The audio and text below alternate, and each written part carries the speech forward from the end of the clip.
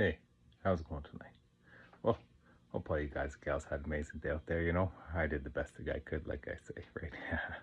Yeah, but anyways, yeah, I just curious what, maybe anybody thought about what, talk about yesterday of who you really are and what you are. Well, you know, like some people have a theory that,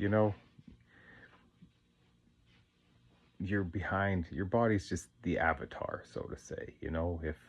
If this whole thing is a simulation in ways, like some people hypothesize and stuff, well, then you this vessel that you reside in is just the character, right? So if you're just the character, then really who's controlling the character? Well, that's, like I was saying last night, consciousness. Once we realize that we're all consciousness and we're all a source love, things like that, then you kind of get a better understanding of really what you're here for. And that's to, express love, really. Treat people like you'd like to be treated, they say, right? The golden rule. Um, so with that being said, like, if you realize and you come to that realization, you get lucky enough to come to that realization that, you basically just are consciousness, and all of what's up here, that little zone, and that's where, like, your God self sits, so to say, um, your higher self, your divine soul, so to say.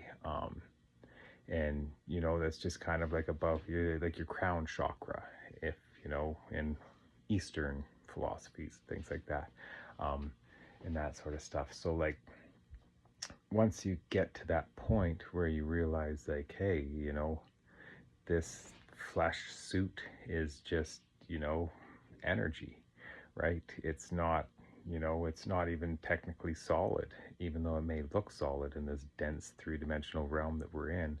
But we're all essentially fifth dimensional beings, as they say, right? Um, so, yeah, it's just something, that makes you ponder. And it depends how much you actually can put that practice into action as to where you can actually, lead yourself to, so to say. It's like, it's at that point, it's like you're taking control of the controller, so to say. You're becoming the architect of your own life.